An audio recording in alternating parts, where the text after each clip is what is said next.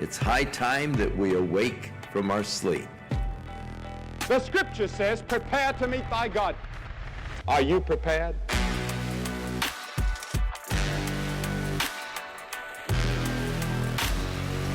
If you don't stand for something, then you will fall for anything. Okay, welcome in, guys. Today to the Taking a Stand podcast. We're excited to have with us a special guest today, Robert Beatles, who is a Christian husband, father, grandfather, and also Ben Franklin's great-nephew. So that's a pretty neat little side fact or detail there, Robert. But welcome into the show. We're blessed to have you today. And can you just fill us in, give us a little bit of background on how you came to Reno, maybe share how it is that you are related to Ben Franklin. I would love to hear that, actually. You've told me once, but I would love to hear it again. Yeah. There's a whole bunch of greats in there, too. So it's like great. Like, yeah, of course. Like 9 of them or so. Okay. But when my dad retired, he got into genealogy, and he's always tried to figure out, why we do the things that we do. Because, for instance, like a bird, it just knows how to make a nest. Nobody teaches it, right? And I've done all kinds of things in my life, and he's scratched his head and tried to figure it out why. And so one of the things that, led him into genealogy was that. And so he started, as he retired, started hitting me up. Hey, did you know you're Daniel Boone's, my great-nephew? Did you know that, Wyatt Earp's great-nephew? You're Ben Franklin's, great-nephew. He's like, maybe that's why you do all the crazy stuff that you do, right? Yeah. And so anyways, as he retired, he just kept digging deeper and deeper and looking into all these, I guess just our family tree. It goes back to King William the Conqueror, goes back to Charlemagne, great-grandparents and all kinds of stuff. So all that, 99 cents to give me a bag of chips, but there you go. That's awesome, man.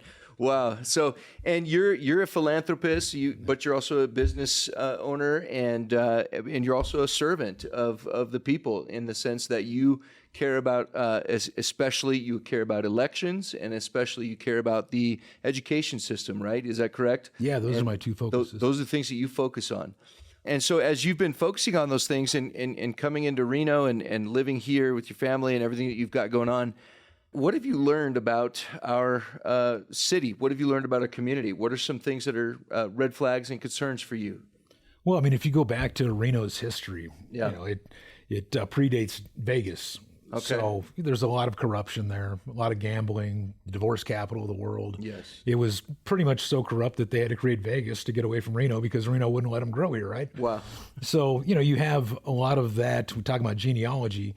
People that were there then have family members that are still involved in that process now. So as I've looked across the country and worked with teams and friends in this space, we've found that, Washoe is pretty much one of the most corrupt counties we've seen in the country. Wow. But there's a lot of great people here, and they know it. That's the thing, right? It's like you have these public servants that serve themselves instead of the people, and the people know this. And so if you take a poll out of 100 people, 80% of them are going to tell you there's a lot of problems here in the county. And they're going to tell you that there's issues with all different types of things. Yeah. They're not ignorant. They understand this stuff, but a lot of them feel apathetic, like they don't know what to do. Okay. So my wife's the one that kind of pushed me into this and said, you got to show them, you can't tell them, right? Yeah. So it's one thing to know, it's another thing to do, and it's another thing to get other people to do as well. And so, kind of focused on that. And the two things I focus the most on are elections, because that's how they take their money, that's how they take their power.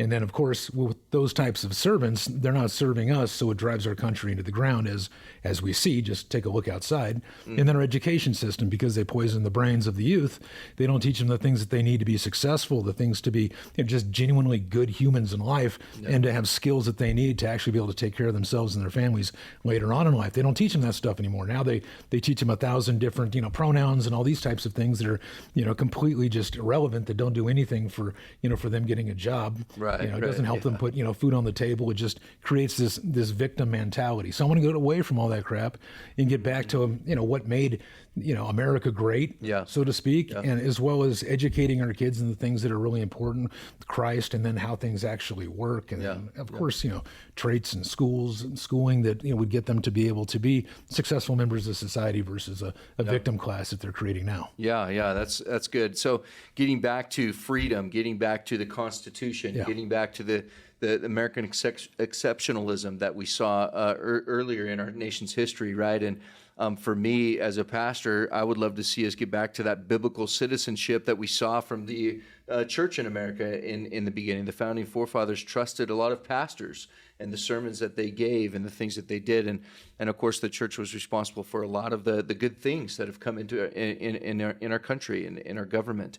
So with that, you've been working for the last couple of years here in Washoe County to expose some of the issues, the crimes of the election system. What are some of those things that you've discovered as you've been focusing on that? Well, I mean, as bad as you think it is, it's worse, right? So you can literally catch these people breaking every law on video, catch them red-handed, take it to the courts, go through 7 judges because none of them want to touch this hot potato, go to the Supreme Court. They don't want any of this evidence out there. The courts don't want any of this evidence out there. And everybody's working in concert to cover it up versus cover the issues, right? Right. So I can give you, hundreds of examples if you want. But so with the elections, that is literally how they do what they do. That's literally how they take the power. It's how they get the money. When you look at things like the homeless industrial complex that we have here, that's over $300 million we're told now that they've spent there, and they want another $300 million more. Wow. Do you realize that the CARES campus, this homeless campus, whatever you want to call it, is the largest in the country? Wow. So larger than Chicago, LA, Houston, New York, any of that stuff, right? Wow. Here. I did not realize that. For a county of 500,000 people with homeless somewhere between 600 to 1,700, depending on what study they're putting in front of you for money, right? Yeah. So it's so bad. You look at the budgets of the school, over like 1.3, 1.4 billion. You look at the county, there's over $1 billion something there. I mean, there's just so much money, and there's just so much enticement for these corrupt people to continue to perpetuate this lifestyle that they've created for themselves, where they went from literally nothing when they lived in their basement with their mommies or their grandmommies, didn't have anything, and now they're multimillionaires, and they're making $100,000 a year, right? They're making $100,000 a year. How does that happen? I mean, and when you ask those questions, they can't answer them. They'll just call you crazy, a conspiracy theorist, a racist, anti-Semite, those types of things. Yeah, they try to tear you down. They'll attack your character as opposed to just giving you a straight answer. Sure. And it sounds like a dream job to me to be able to make a lot of money and not be held accountable or responsible for anything and just do what I want. Sounds like it would attract a lot of people that just want to do, that are not wanting to be held accountable. Yeah, nefarious for sure. But some people start out with the right intentions, and then they just realize that, hey, look, it's just easier to be one of them than to stand for the people, right? So we have some of that as well. But, God bless people like, Mike Clark and Jeannie Herman that have just always taken a stand and always done the right thing for the people. That's very rare. It's very rare. Yeah. So have you been able to be successful at all in any of your endeavors at improving the election process or the election integrity here in Washoe County since you've been working on this? So we figured out exactly how it works, which is huge. So we know who's doing what and how they're doing it. Okay. And that's one of the keys to any battle. Yeah. Problem we have right now is the courts wanting to actually get involved in it. We see this across the United States. So that's an issue we have. But the more sunlight we put on this, the more people that become aware of it, the easier it is for us to correct it, because these people, they're kind of like cockroaches. They don't like the sunlight on them. They scurry off, right? Yeah. So the more people that call out this stuff, the greater the traction, the greater the success we'll have. Yeah. So we've had quite a bit of success, but I would say the greatest success we've had is most of the people in the county here know that there's election issues. Yeah. You can't walk down the street and ask 10 people if they think the elections are safe, secure, free, fair, all that kind of stuff without 8 of them telling you no, it's all rigged. Yeah. Right? Yeah. So yeah. That's a serious problem. Yeah, and it's so obvious, but we don't see our media really getting involved and exposing the light. Why not? Are they complicit in this, do you think, the media here? Yeah, they're covering it up versus covering it, right? Okay. So when you look, 95% of the media is controlled by about 5 corporations. And when you look, these corporations are all part of the same industrial complex.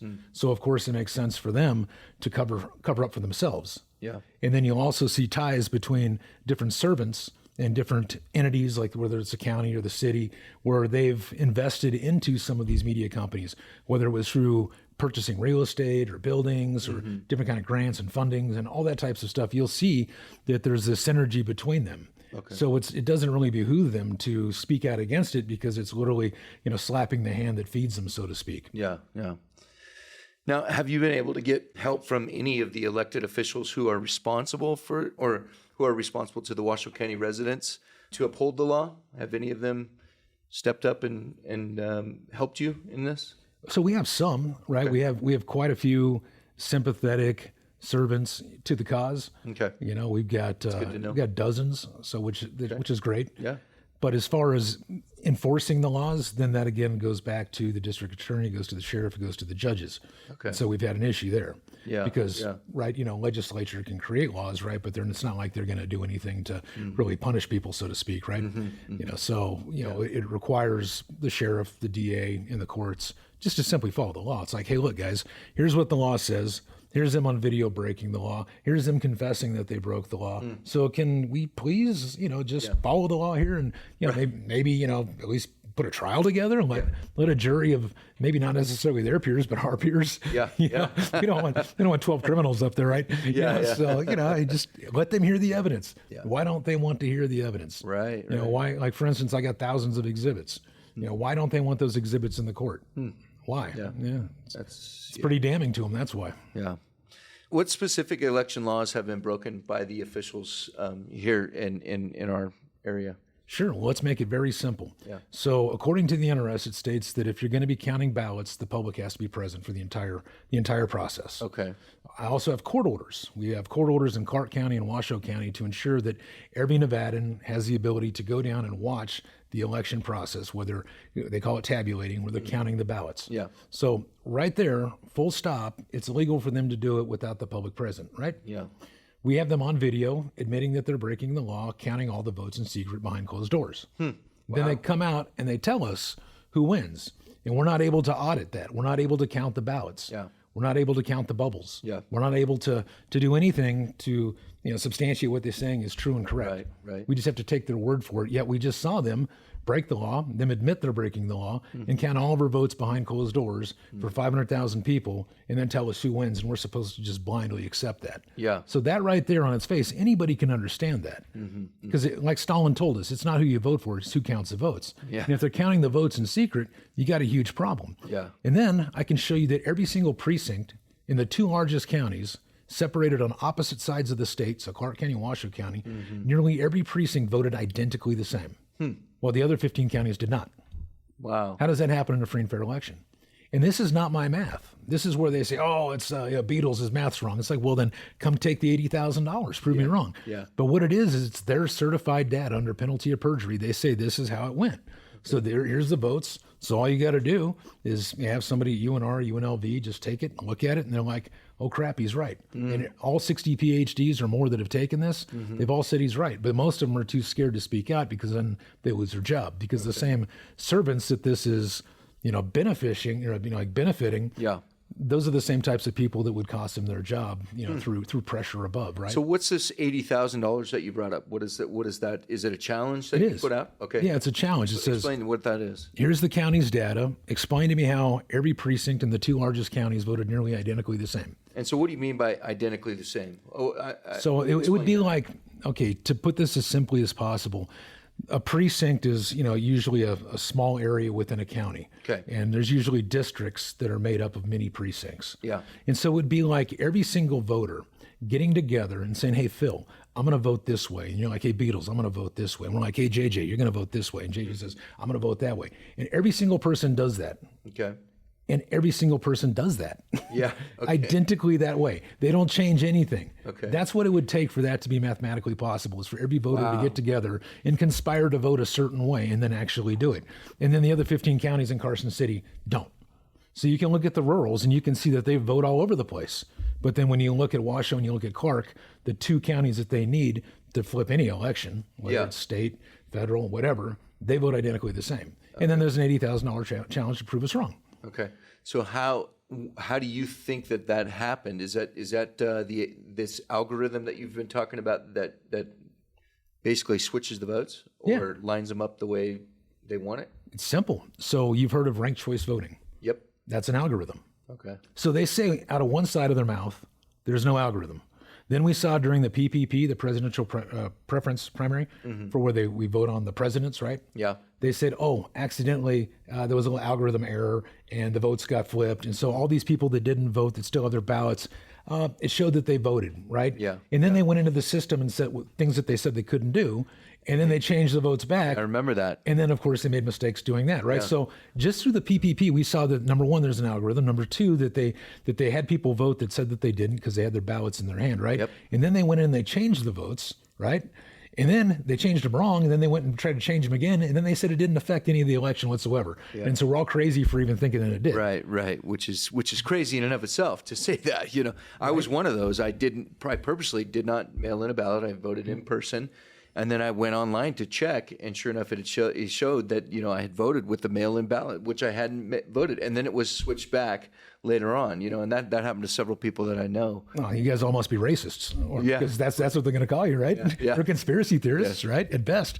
And that's just crazy to me. That's crazy to me that this is America, the United States of America, and something like that's happening where it just erodes all trust that we have in our system. And right. So what do we do about that? Well, I mean, there's a lot of things, right? So I've got a court case at the Supreme Court right now that, and if this is going to be aired later, today's June 4th? Yeah. All right, so today's June 4th. So basically I've been through like 7 judges and none of them really wanted to touch it. Then I got to Judge Russell, who literally just wiped his butt with case law and the Constitution and everything else, and kind of threw out my case. So then I appealed it to the Supreme Court. And in this case, it shows that, you know, I sue 4 people, the county manager, the register of voters, and the chair of the county commission. And then I show hundreds of election violations. And then I show how you can save the elections and fix things. And this is backed up by about 170 exhibits and thousands of pages of evidence. Okay. And they don't want any of that stuff in the court, right? They're doing everything they can to call that rogue. They're doing everything they can to try to keep this stuff out, even though everything was filed completely right. They're trying everything they can to keep it out. So if the Supreme Court simply just does their job and just rules based on the law, it's going to do wonders for the people. Right. Because all these people, they know there's something wrong. And this case proves it. Right. So if it's allowed the light of day, and God willing, we'll be able to get it in front of a jury, 12 people, right? That'd be great. Yeah. And let them just weigh the evidence and say, hey, Beatles, you're either crazy or not. Let's just weigh the evidence and let's look at all the video. Let's go to the tape, Bob. Yeah. Right? Yeah, and that would be awesome. Let's That'd see be great. Yeah, let's see what happens there, right? Yeah. And you would see that there's all these issues in our elections, and then I show how that, you know, we can save our elections. It's really not a difficult thing. But if you notice, Nevada is the worst state in the entire country for election integrity. The worst. Wow. It's number 50. That's not a good thing. Number 50 is a bad thing, right? So, So where do you find the rankings for that? that was on, is it Rasmussen? I think it was Rasmussen Reports. So I think it was on Rasmussen. Yeah. Or maybe it was a Heritage Foundation. It was one of those 2 reports. And so it goes through and it lists all the different issues, right? So we're number 50. And if you just, step back and you realize that all these things that they're doing are just complicating our elections, they're making it easier to cheat. Yeah. We're spending tens and tens of millions of dollars when we've only got 100 to 150,000 people supposedly that are even voting. It doesn't make any sense. The return on investment isn't there because, number one, you don't have any trust. Number two, it never works right. If this was you and me in the private sector, and every time we tried to perform our job, we had all these issues, we would be jobless. Right. Or if it was our company, we wouldn't have a company. Yeah. Yet somehow these people are rewarded with more money, and then they blame us for just pointing out their incompetence at best. Yeah. So that's what they do, is they just, if you point out their incompetence, they name and shame you, right? They say, oh, they're harassing us, right? No, we're not harassing. It would be the same thing as if you went to a restaurant, right, and you got to serve bad food. Yeah. But the problem here is we're only allowed to eat at one restaurant. We're only allowed to get food at one place. And so we complain, we offer, hey, look, guys, we'll go cook the food ourselves. Just let us cook it, right? Yeah. And then somehow we're the bad guys in this scenario, right? And you're speaking from personal experience here because you have been slandered in the media, right? Oh, every day. They attack you all the time. Yeah, every day. Can you give us like one example of something that they say about you or how that happens? Well, first they call me a right-wing extremist, right? Okay. So first, there's nothing wrong with being right in my book. Yeah. I like to be right. Yeah. It looks bad when you're wrong. Yeah. Right. Yeah. So there's that, right? Some right-wing extremist. I'm actually a constitutionalist that's forced to vote as a Republican. Okay. They call me like an anti-Semite. They call me racist. I follow Christ, so that's out the window, right? Yeah. The number one Jew, right? Following a Jew. Yeah. Most, a ton of my friends, if you look at like Segal Shadow, one of my attorneys, Jew. You'll get Joanne Hutton Pulitzer, Jew, right? You just keep going through. And they're like, it's funny, all the text messages they send me, right, are racist. Like one of my mentors, Thomas Sowell, right? So it's like black, conservative, right? Just brilliant guy. Yeah. But it's funny, but that's what they do because they can't contest what I'm saying. Yeah. So they don't even go there. So they just go to a personal attack. That's exactly what they do. Slander and smear you. It's the only playbook they got in the public eye. They just make stuff up. Yep. Now, do you feel like there's hope? Do you feel like there's that we could turn this around? Yeah, I mean it's not all in that God's. far gone. It's all in God's hands, right? Yeah, amen. Yeah, so it's when He decides, right? I'm just going to keep putting in the work and trusting in God because we're waking up more and more people all the time. Yeah, I mean even the Democrats, right? Nothing against them. They used to be a party of Kennedy and all those types of things, and at the end they wanted America to be great, right? What we see today is not the same Democrat Party, right? That's and true. Just like with the Republicans, that's not the same Reagan Republicans that we see. We see a lot of rhinos and Republicans in name only and these liberals. But regardless, even if you talk to them when a mic's not in front of them, they're going to tell you the elections are complete trash. And they know it. You could talk to whether it was Kamala Harris, right? Or you could talk to Feinstein, or you could talk to all these different types of people. They will tell you that the elections, have all kinds of issues when the mic's not on. Yeah. Right. Same thing at a local level, whether it's, the assembly, whether it's the Senate, whatever, you're going to see the same thing. They'll all talk about it. Okay. Same thing with, the Democrats county supervisor and county commission level, different parts of Nevada. They're all going to say the same thing when the mic is off. When the mic is on. That's it. Interesting. They stick together. You better believe it. Yeah. Huh. Now, so I know that you had a petition going, and part of that petition was to have a way that the votes are counted. Well, if they're going to be counted by a machine, that's great. But then also to verify the machine count with basically us voting or counting the votes as well, having a human retabulate the votes and to verify so that we have people in the room, eyewitnesses that are counting the ballots as well as the machines. What are some other of the ideas that you had? Because there were several things that you were calling for in that petition. Yeah, I mean, people really don't understand how the election system works. And so just to boil it down to a very simple example is during COVID, they changed the laws, right? AB 321 and a bunch of other things to where now they literally mail ballots to everybody. All these ballots are in self-postage paid envelopes where you fill it out, you sign your name, and it goes back to one location, the Register of Voters, who are not checking the signatures properly. Okay, then those ballots are counted by machines. And those ballots, the amount of bubbles that are filled in, the amount of ballots go into what's called an EMS or an election management system. Okay. So no human has ever counted the bubbles, no human has ever counted the ballots. Then you have the machines out in public. They call them, voting machines. Those have thumb drives. Every night, there's to take the thumb drive out that records all the votes, and then they plug that into the same EMS, the election management system. So you've had all the votes from the machines and all the votes from paper go without a single eyeball counting the bubbles or counting the amount of ballots. And if you just stop right there, you now have to trust what the EMS says. You have to trust that this little black box, what it reports, if there's no nefarious acts whatsoever, right, what it says is true. Because you're not allowed to count the ballots after the election. So if Phil wanted to go and count all the ballots after the election, you can't. You can get all the envelopes, so you can get everything that you need to steal somebody's identification, but you cannot look at an anonymous ballot that has nothing but bubbled in bubbles on it. Wow. So we have to take the word for these people. Yeah. You know what I mean? Yeah. So that's a huge problem. So any grocery store, if you have a cash register, a clerk that's working the register, they typically have, a little bit of redundancy, right? So the register, the person working it says, here's my tally at the end of the night. Then usually a supervisor comes and checks their work, right? We don't have any of that in our elections. So when the machines say one thing, we don't have anybody that verifies what they say. Can I go back and check my vote? Or no? Of course not. I can't go back and see that my vote counted towards. Nope. There's no way to do that. Nope. Wow. Nope. You have to trust what they say, and you have to trust that your vote counted the way you intended, right? Wow. So a lot of people don't even understand. That's not the way it's always been. When did it become like that?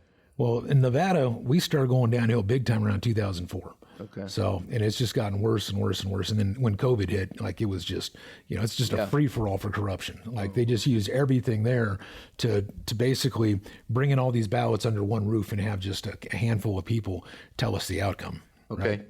So let me ask you this, because I tell our people in our church to vote all the time, and I'm telling them, register to vote, get out there and vote. Yes. Are you saying we shouldn't do that because it's just not worth it? It's just a game? Well, It's just for show? it's a sad reality at this point. However, if we're able to, just like we saw with Jeannie Herman and Mike Clark, they got a ton of votes. They got so many votes, they weren't able to rig it enough without screwing up a state election. So at a local level, I think it does have a lot of impact. But what you have to remember, too, is they do what's called ballot harvesting.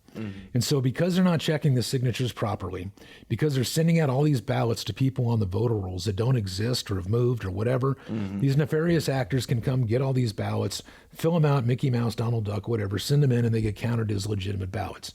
So that is a huge obstacle. And they know that these things are there, that just all it does is promote corruption. There's absolutely no reason to do any of this stuff, right? Right. None. Yeah. And so I advocate for, election day, not election month and a half. Yeah. Right? Makes sense. Voter ID, right? I mean, you need to show ID to get on a bus, to get on a plane, to go to the DNC, Yeah. right? Yeah. To vote in our precincts or at least at a district level. So that way we're voting with our neighbors, and our neighbors are counting the votes and reporting the votes at a precinct and district level. And guess what? We would have the results that night, a couple hours after the polls closed. Right. And we demonstrated we could do this with the PPP in just a couple hours, even after they handcuffed us and said that, hey, look, we're only going to give you a couple hours to do this entire election. We still did it across the state. Yeah. And they try to downplay that. It costs next to no money. Yeah. Here we're spending, hundreds of millions of dollars on this? That's true. And it's just total trash. You can't trust any of it. And so I advocate for at least a parallel hand count with what's going on right now. What the machines say versus what the paper actually says. Yeah. Let's just do the same level of transparency that a grocery store would. Who could be against that? You'd be surprised. Alexis Hill, right? Wow. Clara Andriola. Those are two right there that'd be against it, because all we need are 3 county commissioners to say that we're going to do that. But of course, Alexis Hill and Clara Andriola, they don't want no part of that. None. So weird. But to answer your question, yes, we need to vote. Yes, we need to register to vote. But we all need to be diligent that in calling this stuff out, because that is their worst fear, is all of us coming together. Yeah. Now, why do you think in America they try to divide us so much, whether it's by race or anything else, right? Yeah. If they keep us divided, right versus left, left versus right, election deniers, I deny that what you're telling me is the truth because I can prove it, right? Yeah. And just like, they were all deniers in 2016. Yeah. It just depends on the time, right? And their narrative.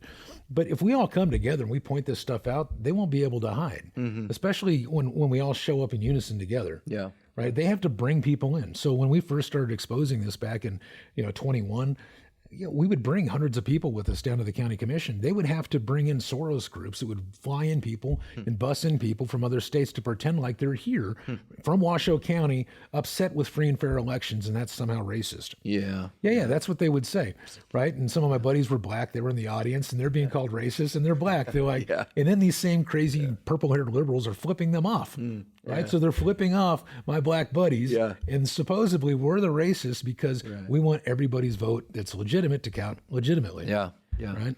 That doesn't make sense to me. And I'm a fan of keeping things as simple as possible. I think we should show up on the day of the election, cast our vote. It should be counted the same day or, that night. And we should have the tally within a day or two at the most, Hours. Hours, yeah. I mean, really, 100,000 votes. Do you realize if we just had, like 30 to 100, just depending on how many polling locations you want, and you staff them with 5 to 10 people, within 2 hours, we'd have all the results of the election. Yeah, and the way it is run now, it takes, a month? 6 a weeks. month for them to get it all done and sent in and, signed off on or whatever.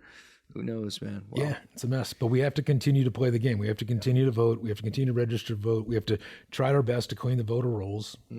All these different types of things are important. But the biggest thing is just calling these people out. Like, it's something so simple like, who would be against a parallel hand count? Right. Who would be against, like doing a hand count just in general? Who would be against counting these votes? Stuff is at a common district? sense. Right, because they keep making all these mistakes over and over again at the county. Yeah. They bring it all under one roof, and the thing is a disaster. Yeah. They send out the ballots a week early. Yeah. They send them out without the candidates on it. They send multiple ballots to the same people. So you get a Democrat ballot, a Republican ballot, maybe a nonpartisan ballot, maybe all three of them, right? So you get 3 ballots you could vote, plus they send another 11 to your house for people that don't even live there, and you can't get them off the rolls. I mean, it's just utter incompetence. That's crazy. Right? So Yeah. Well, folks, you heard it here. Be praying for Robert and the battle for election integrity here in Washoe County. And let's be praying that God would just expose the darkness and the corruption, and that we could have free and fair elections for everybody. That makes sense, a common sense electoral process that our founding fathers started us off with. We somehow got away from. We need to get back to it. And so let's be praying that God would help us with that here in Washoe County, here in Nevada, and across our entire country. All right, guys, thanks for joining us today. And we're going to have another episode with Robert talking about ranked choice voting. So make sure you turn in for the next episode as well. God bless you. You've been listening to Taking a Stand with Pastor Phil McKay. If you enjoy the podcast, please subscribe, like, and share. Also, you can follow us on social media, and for more content, visit calvaryreno.org/takingastand. Visit calvaryreno.org to learn more about our church. And if you have a question, please email it to info@calvarychapelreno.org. And remember, if you don't stand for something, you will fall for anything.